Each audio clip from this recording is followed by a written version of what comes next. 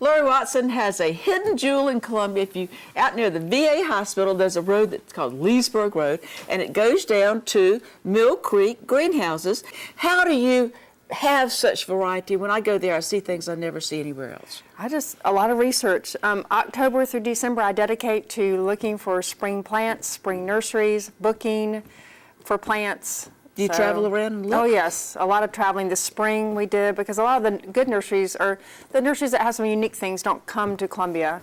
So I travel there. And so they're not the ones that send out catalogs and all. They're kind of like smaller operations, and you kind of have to know about them. Yes. Okay. You do. And one of the ones that I think is represented here tonight is Weston, W-E-S-T-O-N, and they have been doing some specialized work with some of our native azaleas. So let's talk about this beautiful thing This here. is a really interesting native. Well, it's a deciduous azalea. It is hybridized with 3 types of species. One's a little bit of a native.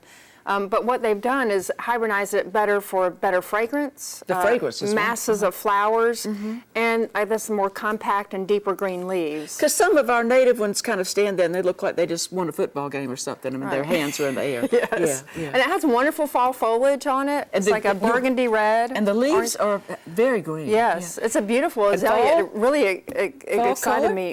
Whoa. Yeah. The other day walking down, there's about 5 we have at the nursery, and they're all blooming. So they're June through July blooms. And compact. So you don't have to put it at the edge of a woodland. This one could actually sit in a shrub bed and not look out of place.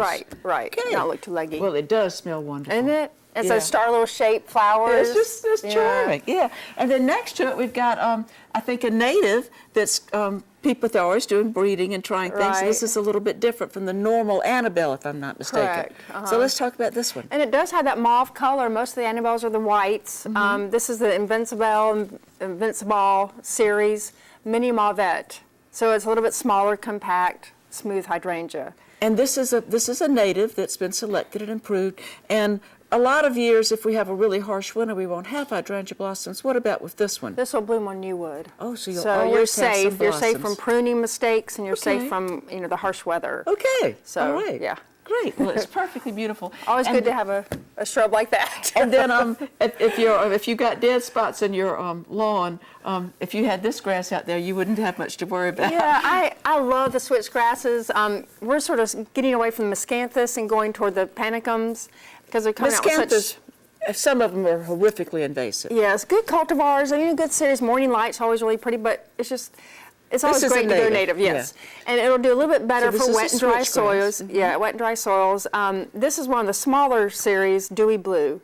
And it always has that wonderful blue, striking blue, steel blue foliage. There's some that are red, the prairie fires, the ruby ribbons. Do you have the winter structure? Because I like the winter structure. Yes, unless there's I was reading a little bit, unless there's like we have a heavy snow, if we did, it would, Well, I don't think that's But you always do that late February dome prune, so it comes out fresh. All right, okay. And then down here we have an absolute favorite of mine. Yeah, Buttonbush. It's really interesting. Neat to be close up to. This one's called Fiber Optic. Sort of, I guess, just for the bloom, but another selection off of a great native that we have with the Buttonbush. It loves swampy conditions. It likes shade, a little bit of afternoon understory type thing. But this is about 3 to 4 feet, so and I more have garden worthy. I have this one in my yard, just the straight species, which is taller.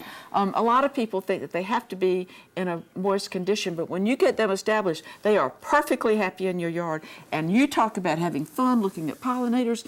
This is a magnet. So I would really encourage you. And also, I think the leaves are attractive. I was going to say, it's been a beautiful green shrub, because I've seeded some about 3 or 4 years ago, and then we have this one. And they're both beautiful. But this is a little more manageable in size. Yes, okay. Absolutely. And then here's something that just looks like, oh, I'm so lovely. I want to share my grace with everybody. Let's talk about her. And I was telling Amanda, this just has already had 3 seasons of interest to me, because it comes out, the new foliage is a burgundy purple. Ooh. And you're thinking it can't get any better. And then it starts budding, and then it blooms this white. And the next series of this is the outside will turn blush pink. Oh, how thrilling. And it's a serrata hydrangea. And we had cuttings of these. So it looks like a lace cap. Yes. And a little more serrated leaves on the edges too. Yeah, serrated. Yeah. I guess they were serrated, but it's sort of like the mountain hydrangea they would call, or is this like is it hortensia or mop head? This is a mountain. That's the smooth hydrangea. But it's And you just know, wonderful. I was looking at some hydrangeas the other day. We filmed in Early and Wild's garden out in Fort Mont. Oh, what a garden. Oh, I saw that. Oh, as you just wait, y'all. Oh, Oh, what a yeah. treat y'all are going to have. Early has quite a garden. Oh, and wow. these are the sterile flowers, and these are the real flowers. And they were open and they were covered of pollinators, which you don't see quite so often. Right. But that was fun to neat. see. But the Wow. big pretty flowers are sterile. But on these you'll still have some actual flowers with the pollen and nectar. So that was fun. Oh, neat. Yeah. That yeah. is neat. Okay, and then we have somebody who looks like he's kind of wild over there. Yes, we have the Clethra, and this one's called Einstein. Another native. Another native. Shade, likes moist. It can go dry, but it always looks better with moist. They're like a midsummer bloomer. Now, it's always late to come out, though. Clethra, you'd think it was dead, then all of a sudden it comes out. But this one's just going to look crazy. It gets about 5 feet tall, and the flowers will look a little bit more like the Einstein here. Yeah, isn't that funny? Because he had that great, wonderful great, hair. yeah. So it's kind of, and you showed me the picture, and when they actually open, they're white enough that you really see them against that great green foliage. Yeah, it's just starting its peak. And so nice to have something that comes out later when everything It else says is. it's hot and I'm tired and I'm not going to do anything. Yes. Okay. Yes. And then since we're getting ready for a holiday, let's talk about something that looks like it's Yeah. exploding with color and fire. And this is so power. wonderful. It gets sort of lost with all the branded hydrangeas, but it's Masja. And this is an old Old mop head. It blooms on old wood. It's not going to bloom on the new wood, so you have to be really But most careful with years we're pruning. okay, Right, yeah. But 2 look weeks at that ago, thick it was leaf. and it was deep pink, like a red pink. Yeah. And it's got this luscious green, dark green leaf Ooh, that it's a holds good-looking water leaf, real yeah. well. So And just this one love isn't it. going to get way Yeah, it's too a very big. compact.